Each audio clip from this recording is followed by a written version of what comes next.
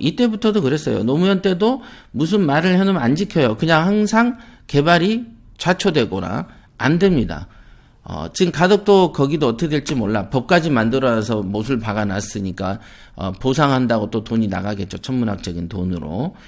그러나 또 어떤 연유가 있어서 어떻게 바뀔지도 또 몰라요. 그런다고 해서 또 지금 또 그 인근에 땅을 산 것도 그 비추입니다. 비추. 재산 증식이 마치 주식 투자처럼 오락가락하는 부동산 파트다. 그래서 경매 투자를 하더라도 토지는 극히 불안정한 투자임을 알아야 된다. 네. 희한하죠. 토지에 대해서 얘기를 하는데 자꾸 토지 특강을 하고 있어요. 그 이유는 뭐냐면 토지로 돈 벌었어요 라고 해버리면 또 거기에 딱 헷가닥 해버리면은 제가 이 책을 쓰는 교육 목표랑 어긋나게 되죠. 토지하고 상가는 주식과 같은 거라서 위아래 등락이 너무 격심하고 그 다음에 우리가 진득하게 믿고 갈 만한 성질의 투자는 아니죠. 우리가 주식을 우리는 듬직하다고 표현하지 않죠. 그렇죠. 그게 그 토지 투자와 상가 투자는 듬직하게 보질 않습니다. 오락가락이 조금 심해요. 그러니까 잘 사면 돈을 많이 벌고 못 사면 그야말로 쓸데가 없어져 버리는 요런 어떤 그 격차가 극심한 지역이 토지다. 그래서 이 토지는 첫째는 오래 갖고 있어야 되고 둘째는 보는 눈이 반드시 받쳐줘야 되는 것이죠. 그러니까 일종의 그 시골에 이렇게 지나가는데 어떤 아가씨가 하나 걸어가는데 우리 눈에 보면은 그냥 아이고 쟤가 아이고 왜 이렇게 이 시골애라 못생겼어? 이렇게 생각을 할 수 있는데 그 엔터테인먼트의 소속사를 둔 어떤 그 헌팅하는 거라 그러나 그걸 뭐라 그러죠? 스카우트 하는 사람이라 그러나요? 이제 그런 사람들 눈에는 얘는 이렇게 성형 좀 시켜놓고 화장 좀 어떻게 시켜놓고 옷 좀 잘 입혀놓으면은 얘는 딱 보니까 끼가 있어서 얘 가수 시켜놓으면 되겠네. 얘는 탤런트 시켜놓으면 되겠다. 우리가 보면은 탤런트들이나 그 가수들 보면 옛날 성형 전 사진 보면은 정말 일반적인 평균적인 여성보다도 더 못난 경우를 많이 보셨죠? 그렇다. 근데 우리 눈에는 그렇게 보이는데 또 이제 전문가들 눈에는 여기를 이렇게 고쳐놓으면 되겠네라는 것을 알 수가 있잖아요. 그런 것처럼 이게 토지라는 것도 토지를 전혀 모르는 사람 눈에는 너무 이건 그냥 흙이지 뭐. 그죠? 그러나 이거를 요렇게 치장하고 저렇게 치장하고 이 인근의 어떤 호재 때문에 이렇게 되겠네라는 걸 추정할 수 있으면은 그게 아까 말한 소속사의 그 전문 스카우트 하는 사람처럼 미래를 좀 보는 눈이 좀 있어야 돼요. 그 집 같은 경우면 꾸며놓기라도 하는데 땅은 꾸며지지가 않거든 잘. 그래서 일종의 그 시골의 맨얼굴을 화장 안 한 맨얼굴 보고 스카우트 해야 되는 그 느낌 같은 거랄까요? 그게 토지가 좀 그런 속성이 좀 있습니다. 그래서 부동산 가치를 평가하는 눈이 더 요구되는 것이죠. 그때 당시 저의 생각은 아마도 토지 강풍이 불던 시절에 조그만 토지라도 사놓을까라는 마음이 있었다. 저는 그 당시에 그랬죠. 그러니까 남들은 다 땅 가지고 하나씩 사는데 나도 욕심은 좀 생긴 건 사실이고 그 다음에 이제 경매로 사자니 그것도 돈이 좀 비쌌고요. 낙찰 가율이 높아졌죠. 왜냐면은 이슈가 벌써 충청도의 이슈가 엄청나게 있었기 때문에 그 당시에는 지금도 여러분들 저번 달 우리 마니또에서도 보셨지만은 한 7억에 나오면 막 14억에 13억에 써버리고 막 이런 식이잖아요. 그러니까 경쟁으로 해가지고 제 거가 될 확률은 적죠. 그런 돈이 있으면 주택을 사서 돈을 벌지 내가 땅을 사진 않지. 땅은 아까도 말했지만은 거액이 들어가죠. 왜냐하면 대출이 잘 안 되니까. 그렇습니다. 그래서 경쟁으로 살 생각은 못했죠. 네. 자, 그래서 그 당시에 저의 생각은 아마도 광풍이 불던 시절에 조그만 토지라도 하나 사놓을까라는 것이었습니다. 조그만 토지를 어디에 사볼까? 찾아보니까 예전에 IMF 당시에 파산되었던 홍산신협 소유의 주차장 부지가 공매로 나왔다. 이렇게 이걸 발견했죠. 자, 여기서 중요한 거예요. 찾아보니 이런 단어가 있어요. 찾아보니, 예. 즉 검색 능력이 중요한 것이다. 이렇게 보시면 됩니다. 검색 능력은 여러분들이 컴퓨터를 들고 살아야 됩니다. 그러니까 나는 컴퓨터를 못하는데 하고 징징거려 봤자 의미가 없는 소리다. 그거를 징징거리는 거를 뭐 옆에 사람들한테 많이 떠들면은 갑자기 컴퓨터 실력이 좋아질 것도 아니고 그런다고 해서 듣고 있는 사람이 아이고 얼마나 안타까우세요라고 해주면서 걱정을 같이 해주면서 막 도와줄 것 같잖아요. 그렇게 도와줘서 좋은 게 걸리겠습니까? 안 걸리죠. 그죠? 도와줬다라면은 오히려 나를 도와준 사람이 컴퓨터를 더 잘하는 거니까 좋은 물건은 그 사람 눈에 띌 확률이 더 높다고 보셔야 되겠죠. 그러면 물건을 건네주겠습니까? 한 100만 원짜리 선물도 안 받아봤는데 이 물건 하나만 사면 몇 천도 벌 수 있는 그 물건을 여러분에게 선물을 쉽게 해주겠습니까? 안 해주죠. 저 빼고는 잘 안 해줄 거예요. 저는 직원 들어오면 해줬잖아요. 전에도 보면. 안 해주죠. 누가 이런 걸 해줍니까? 그죠? 자, 검색 능력이 왜 중요한가를 아시겠어요? 찾아보니까 있더라니까요. 있었어. 근데 이제 사람들은 이걸 모르던데? 있었어요. 있었습니다. 당시에 580이었고요. 나대지가 108평이었어요. 시세를 조사해보니까 평당 20만원만 잡아도 108평이면 2천만원이 넘지 않습니까? 예. 그리고 이거에 대한 공시가격이 1200만원이었습니다. 공시가격이 뭐냐면 이거에 대해서 세금을 매기는 기준이 1200이었어요. 그런데 공시가격의 50%밖에 안 되는 금액으로 지금 공매가 진행 중이었던 물건이었습니다. 이게 그랬어요. 근데 이게 대지였어요. 대지. 이게 잡종지였나 대지였나 헷갈리는데. 그래서 요 정도 땅을 사놓으면 나중에 언젠지 몰라도 돈은 되겠다라는 생각이 좀 들더라는 거죠. 자, 이거가 부동산 가치를 평가하는 눈 같은 것이죠. 이거를 이제 이렇게 표현한 것이죠. 이거 사놓으면 돈 되겠는데 언젠지 모르지만 돈 될지도 모르겠어라는 어떤 생각들이죠. 근데 이제 그런 생각들이 제가 늘 말하는 부동산 가치를 평가하는 눈이고, 이 눈을 키우기 위해서는 편견이 없어져야 된다라고 말씀을 드렸죠. 우리가 이제 거울이 있다. 거울이 있는데 여기에 티끌이 있고 때가 있다. 그죠? 그러면은 이 거울로는 올바른 사물을 비출 수가 없기 때문에 이 거울에 있는 티끌과 때를 닦아주거나 걸레질을 해주면은 이 거울이 깨끗해질 것이고, 그러면 사물의 본래의 실상을 볼 수가 있을 것이다. 맞죠? 그러니까 내 마음속에 편견들이 있으면은 이거가 깨끗하게 보이지 않죠. 왜곡이 돼서 보이겠죠. 그래서 이 부동산 가치를 평가한 눈의 첫 번째 스타트는 편견이 첫째 없어져야 된다는 것이죠. 그러니까 뭘 잘 맞추지도 못하면서 본인이 점쟁이인 것처럼 이러니 저러니 뭐 말이 많은 경우들이 되게 많이 있는데, 그게 바로 여러분의 눈, 이 거울 속에 있는 때 같은 것이라는 것이죠.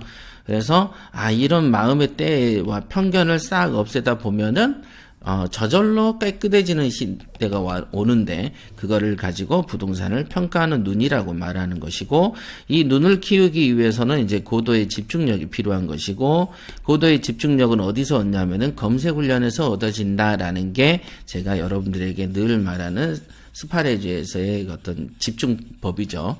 그래서 하루에 최하 5시간, 6시간씩은 검색 훈련을 해야만 이 집중력의 그 어떤 느낌을 아시거든요. 그래서 이렇게 막 보다 보면은 어느 정도의 집중의 경지에 이르게 되는데, 그때 그런 거가 뭐 어떤 사람은 1초나 2초 정도 집중하는 마음이 생기고, 어떤 사람은 몇 분 생길 수도 있겠고, 어떤 사람은 내가 원하면 집중하고 원하지 않으면 집중을 하지 않는 그 자유자재한 때가 오겠죠.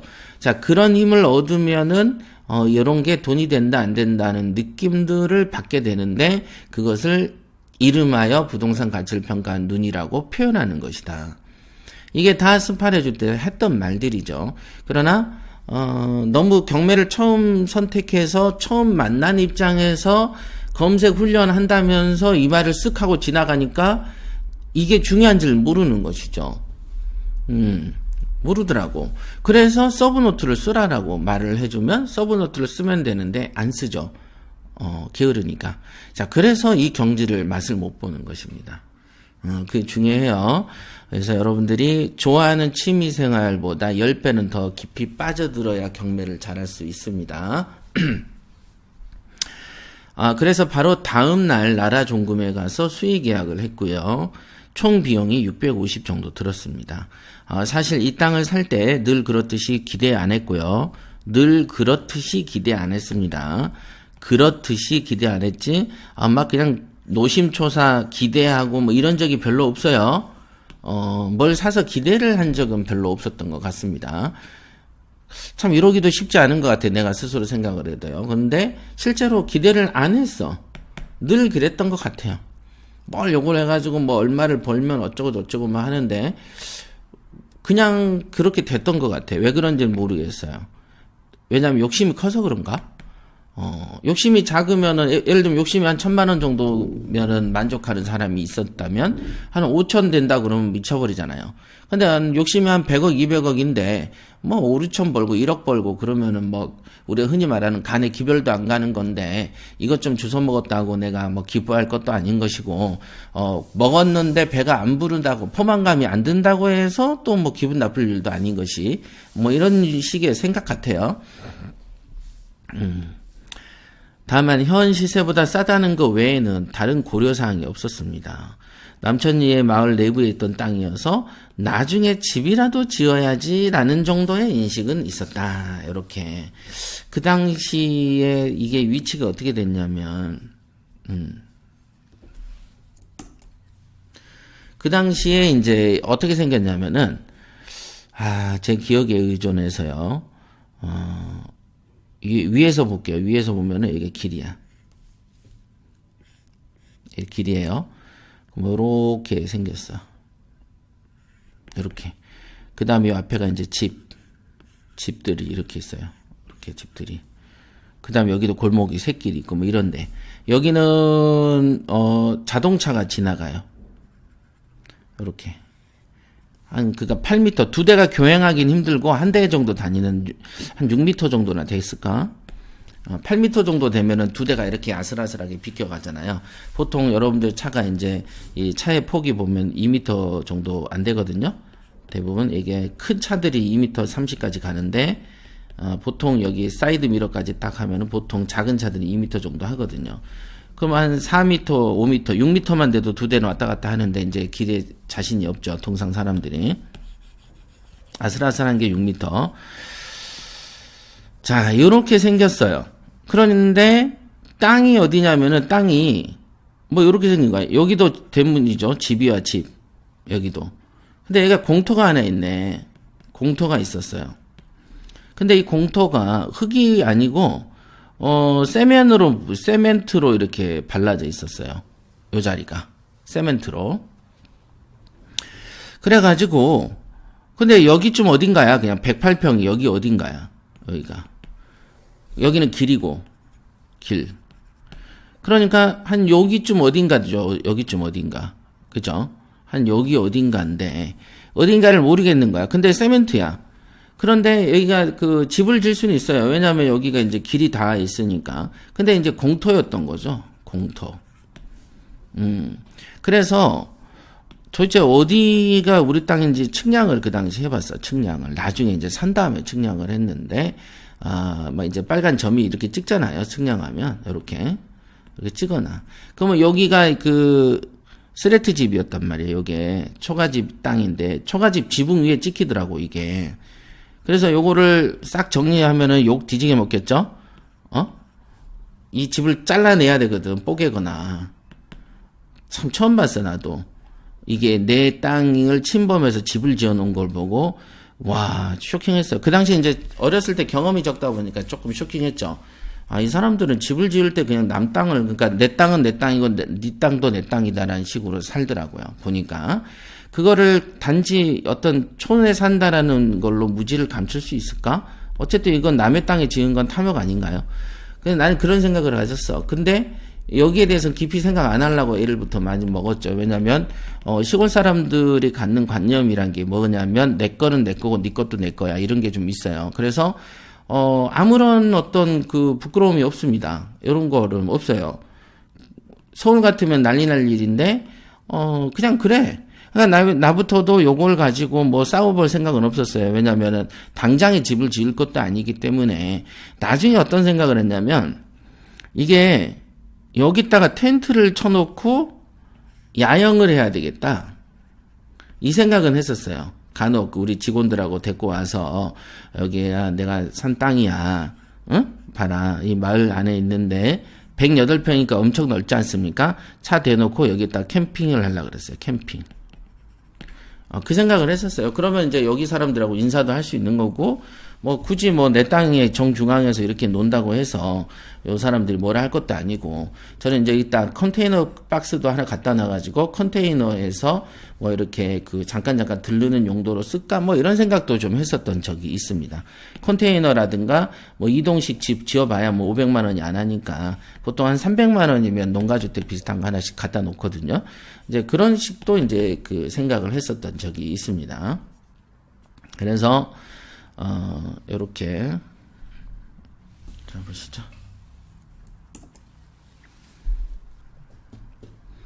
그래서 토지를 담보로 550만 원을 대출받았다 그랬어요. 그러니까 아까는 제가 그 650만 원 정도 다 들었다고 했었잖아요. 그랬는데 여기 보시면은 매입한 후 바로 담보대출을 또 알아봤어. 그러니까 그 당시에 650이 다 들어가는 그 돈 자체도 저한테는 너무 소중했던 시절이에요. 그러니까 여러분들이 뭐 처음에 스파레즈 왔을 때가 제일 현금이 많을 때다고 제가 말씀드리는데, 그 현금을 진짜로 잘 쓰면은 먹고 사는데 그 어떤 그 미래가 밝아지는데 너무 대충 경매를 해버리면 안 된다는 거죠. 그러니까 저 같은 경우는 그 당시에 650을 투자해서 갖고 있었고 이 땅을 이 토지에 굳이 돈을 묻어놓을 이유가 없어서 그때 은행을 33군데를 알아봤어요. 물론 직원을 시켰죠. 그래서 야 대전부터 시작해서 부여, 공주 뭐 다 뒤져. 그래가지고 다 뒤졌어요. 다 정말로. 그래서 대출을 알아보니 그 중에 이제 33군데 알아본 거죠. 그러니까 첫째 대부분은 경매로 샀잖아요. 공매로. 그러면 1년 안에는 낙찰가를 기준으로 그 주로 감정을 칩니다. 그래서 예를 들면 내가 10억짜리를 1억에 사도 1년 정도 안에는 1억을 기준으로 대출을 해주지, 10억이시네요 하면서 1억에 샀지만 당신이 산 건 10억이니까, 3억 정도 빌려드릴게요 라고는 절대 안 한다는 것이죠. 그래서, 제가 산 건 어쨌든 550이기 때문에 이게 아무리 이 땅이 2천이든 3천이든 한다고 해서 뭐 돈을 더 1,000만 원 빌려주고가 아니고 550을 기준으로 돈을 빌려준다는 것이죠. 그러니까 650을 기준으로. 그죠? 요런 거가 있어요. 그래서 그 기대는 솔직히 안 했어.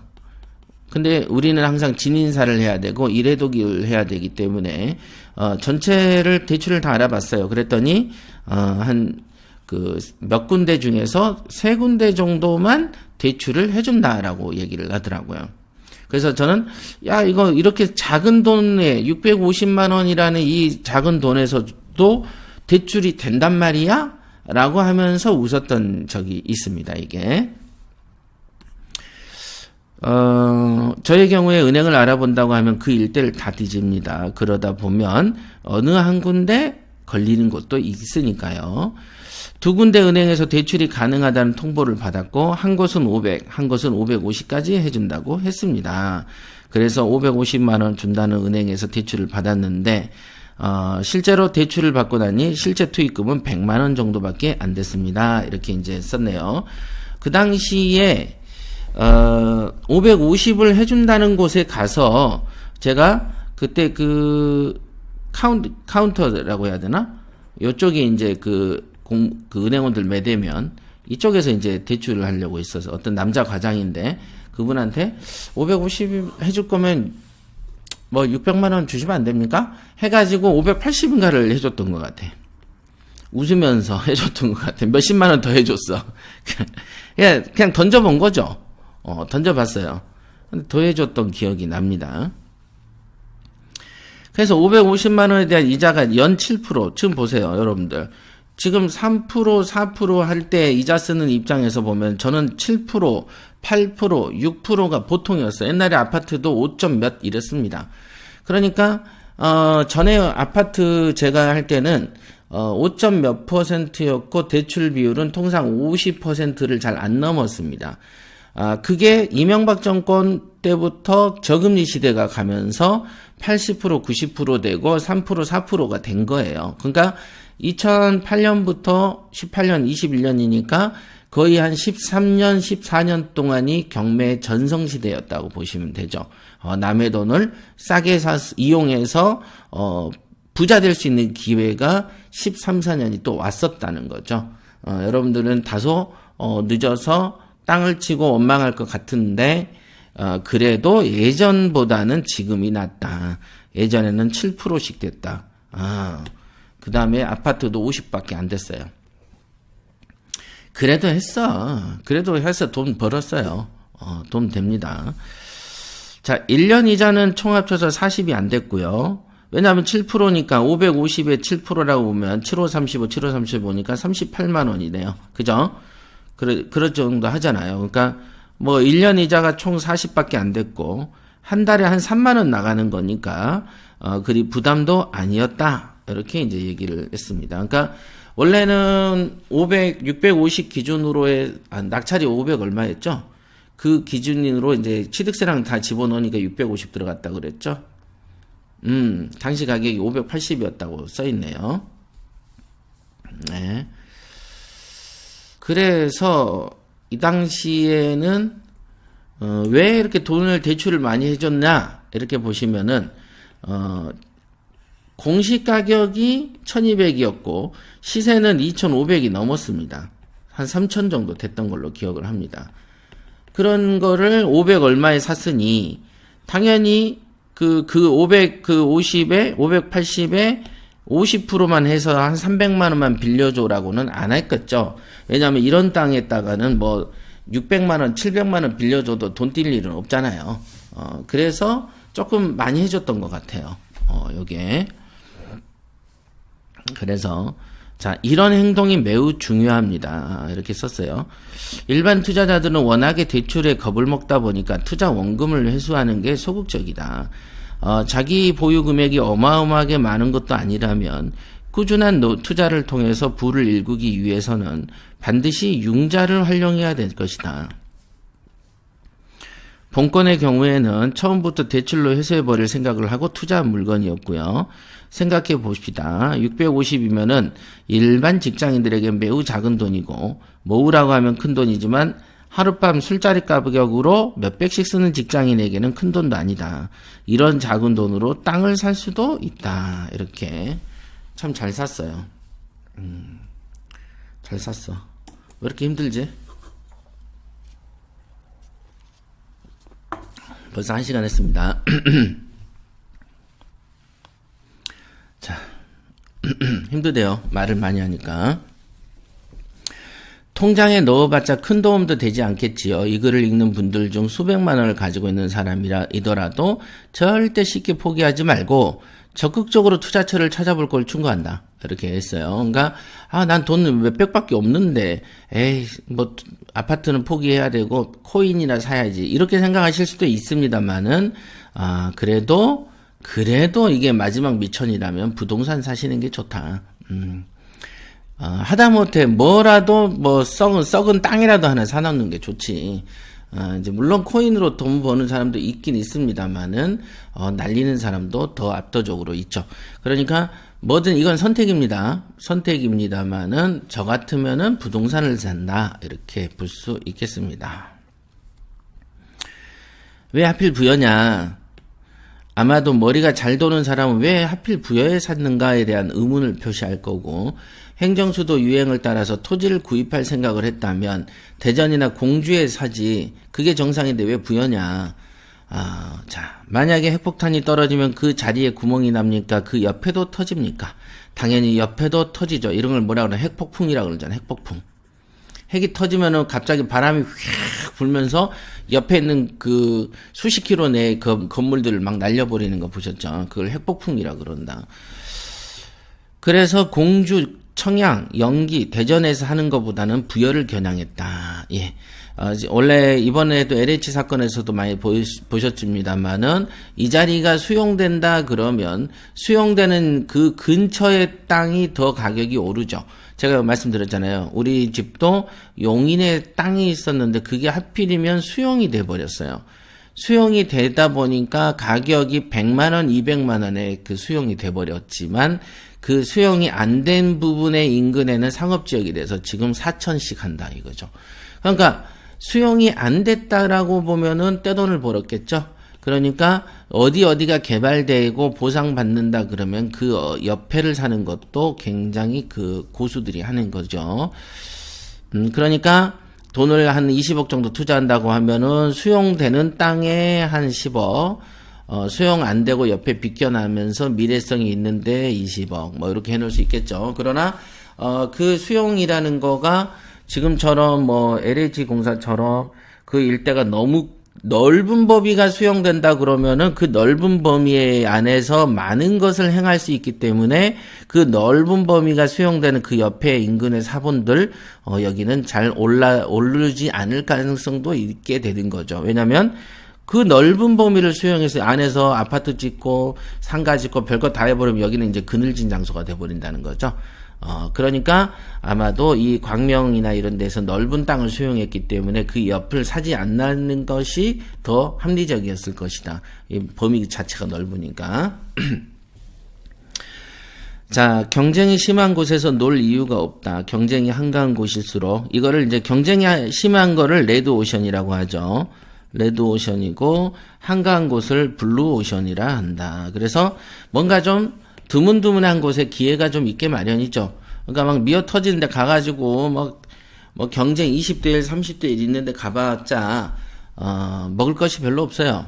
먹을 게 별로 없어요. 조금 여유로운 곳에 있어야 먹을 것이 더 있다라는 거 잊으시면 안 되고요. 자, 요게 이제 투자에 대한 얘기를 하고 있는 거예요. 그러니까 사실 보면 이 책을 안 써놨다면 오늘날 이 얘기를 하고 있지 않겠죠. 여러분들이 교육 중에 저한테 이런 토지 투자에 대해서 물어본 사람이 거의 없고, 그러니까 주워 들을 일이 별로 없고 나는 떠들 일이 없는 거죠. 그러니까 이런 어떤 책을 안 써놨다면은 과연 이런 자리가 있을까? 이런 생각이 듭니다. 자, 경쟁이 심한 곳에서 놀 이유가 없다. 그래서 부여를 선택했고, 당시의 다른 지역은 토지거래 허가지역이었지만 부여는 허가지역이 아니었다. 투기지역도 아니었다. 근데 제가 이거를 팔 때 1년 이후에 팔았는데 1년 반 있다 팔았나? 그때는 토지거래 허가구역으로 탁 묶여버리더라고요. 그러니까 미리 사놓은 거죠. 미리. 마치 이번에 그 노얄 아파트 같은 경우도 코로나가 전성기로 번지기 전에 또는 6.17 사건이 벌어지기 전에 산 거고, 그 다음에 코로나 때문에 비대면 쪽으로 교육이 갈 때 우리는 아시겠지만은 20년 1월부터 비대면을 겨냥해서 화상 시스템을 도입한 거랑 마찬가지 같은 그런 느낌이라고 보시면 됩니다. 이것도 타이밍상. 당시 부여에는 공주 서천하고의 고속도로를 뚫고 있었어요. 공주 서천은 군산 위에가 서천이죠. 충남 서천이죠. 그 다음 바로 아래가 전북 군산 이렇게 그 다리 하나 사이로 서천하고 군산이 있죠. 그래서 공주하고 서천하고 지나가는 고속도로를 뚫고 있었어요. 곳곳이 공사판으로 길이 닦이고 있었어요. 이 땅을 사더라도 후회할 일이 없겠다는 판단이 들었습니다. 그러니까 시골에 투자를 한번 가보시면은 광활한 토지를 보시게 될 거예요. 그래서 어느 자리에다가 땅을 사야지 돈이 벌릴까를 도무지 예측하기가 힘듭니다.